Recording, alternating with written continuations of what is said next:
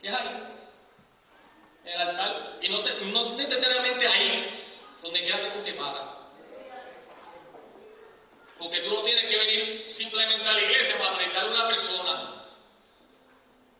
Tienes que irte por ahí en la calle, a tu amiguito, tu vecino, tu compañero de escuela, el de tu trabajo. Ese evangelio tienes que repartirlo, no guardarlo en una gaveta. Ahora, con todas estas demandas, ¿cuántas te demanda Dios? Porque tú le exigiste a Dios. ¿Usted cree que se va a cruzar de mano? Y nosotros demandamos mucho para acá. ¿Cuánto Dios te demanda a ti? Que lo ames, que lo sigas. ¿Se puede comparar a todas las demandas que tú tienes? Y Dios me iba llevando con ese pensamiento y vi. Y esto no sé si es un tipo de estudio, pero me encantó. Dios, que es nuestro creador, Él es el dueño de la tierra, de todo lo que hay en la tierra y todo lo que habita. Él nos demanda varias cosas. Dice el versículo 12 que temas a Jehová tu Dios. Un temor filial. No como un esclavo que le tiene miedo al amo porque lo va a soltar, sino como un hijo amable, que ama a su padre,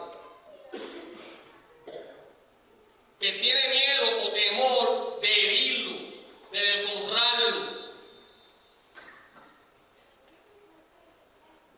Dios quiere que le temas, pero es el temor de un hijo a un padre, porque Él es nuestro Padre, pero así mismo es el juez. Tú vas al tribunal, ya se le tienes miedo. No es la misma confianza. Con el Padre puedes venir ante Él en confianza. Te va a interesar. El otro paso, que ande en todos sus caminos. Ser obediente. Hay mucho obediente aquí, ¿verdad? Muchos obedientes hay.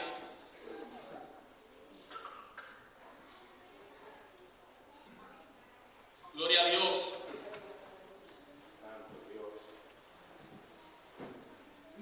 El ser obediente es estar dispuesto a andar con Dios, de Él adelante y tú siguiendo.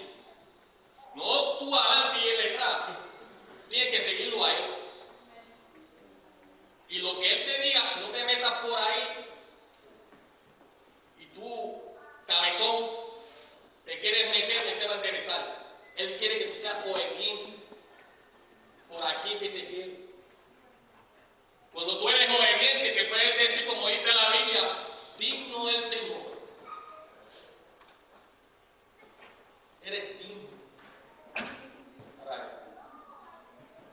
Y Él quiere otra cosa, no se queda ahí. Él quiere que tú ames, tengas misericordia, que te humilles ante Él. Como hacen muchos, que se humillan ante su presencia. Por ahí muchos.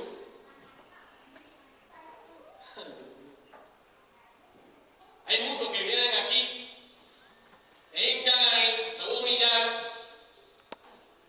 Pueden hacer un río artificial de esa mitad por ir para allá. Y cuando se levantan, antes que estén levantados, sus lágrimas se han secado. ¿Usted cree que no va a saber qué tienes en el corazón? Que ese gemir puede ser, a lo mejor me impresiona a mí. ¡Wow! Está llorando, entregado, está gimiendo.